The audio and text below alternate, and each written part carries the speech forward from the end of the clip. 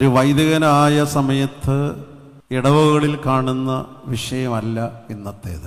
ആ കാലത്ത് മനുഷ്യൻ്റെ പ്രശ്നങ്ങളല്ല ഇപ്പോഴത്തെ പ്രശ്നങ്ങൾ. അന്ന് പല അമ്മച്ചിമാരും വന്ന് പ്രാർത്ഥിക്കാൻ പറയുന്ന പ്രാർത്ഥനാ വിഷയങ്ങളല്ല ഇന്നത്തേത്. അന്ന് പറയുമായിരുന്നു, അച്ഛാ പശു പ്രസവിക്കാറായി, അതിന് കുഴപ്പമൊന്നുമില്ല, പ്രസവിക്കാൻ പ്രാർത്ഥിക്കണേ അച്ഛാ. കഷ്ടം. ശരി അമ്മച്ചി. പെര കെട്ടാൻ സമയം കഴിഞ്ഞു, ഓല മേടിക്കാൻ പറ്റിയിട്ടില്ല, പ്രാർത്ഥിക്കണേ അച്ഛാ. ശരി. മകളുടെ കല്യാണമായി, 2 പവൻ മാല കൊടുക്കണം, ഞാനൊരു ചിട്ടിക്ക് ചേർന്നിട്ടുണ്ട്, ആ ചിട്ടി ഞങ്ങൾക്ക് കിട്ടാൻ വേണ്ടി പ്രാർത്ഥിക്കണേ അച്ഛാ. ശരി അമ്മച്ചി. കിണർ ഒഴിച്ചുകൊണ്ടിരിക്കുകയാണ്, വെള്ളം കിട്ടാൻ പ്രാർത്ഥിക്കണേ. ഇതൊക്കെയായിരുന്നു ഇവിടെ ഇരിക്കുന്ന ഇപ്പോൾ വലിയ പുള്ളികളായിട്ടിരിക്കുന്ന നിങ്ങളുടെയൊക്കെ അമ്മമാരുടെ പ്രാർത്ഥന. അങ്ങനെ ആ പാവപ്പെട്ട തള്ളയൊക്കെ പ്രാർത്ഥിച്ചിട്ടാണ് ഇന്ന് നിങ്ങൾ വലിയ പുള്ളികളായിട്ട് ഇവിടെ ഇരിക്കുന്നത്. അവരുടെ പ്രാർത്ഥനാ വിഷയങ്ങൾ അതായിരുന്നു. ഇന്ന് അതൊന്നുമല്ല പ്രാർത്ഥനാ വിഷയങ്ങൾ. ഞാൻ സ്ഥലമൊന്നും പറയുന്നില്ല.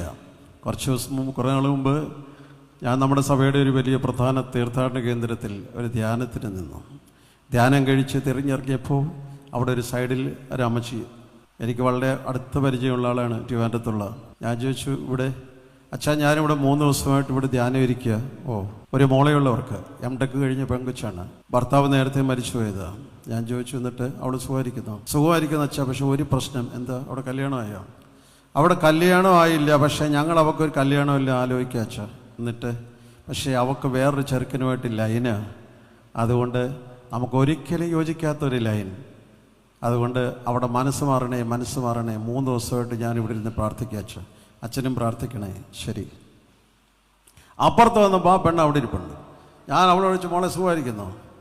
അമ്മ പറഞ്ഞതെന്ന് ഞാൻ അവളോട് പറഞ്ഞില്ല. ആ സുഖമായിരിക്കുന്ന അച്ഛാ, പക്ഷേ എനിക്കും ഒരു പ്രശ്നം. എന്താ പ്രശ്നം? എനിക്കൊരു പയ്യനോട്ട് ലൈനാച്ചാ, പക്ഷേ അത് അമ്മ സമ്മതിക്കത്തില്ല. ഓ, അമ്മയുടെ മനസ്സ് മാറണേ എന്ന് പറഞ്ഞ് ഞാൻ 3 ദിവസമായിട്ട് ഇവിടെ നിന്ന് പ്രാർത്ഥിക്കുക അച്ഛാ, അച്ഛനും പ്രാർത്ഥിക്കണേ അച്ഛാ.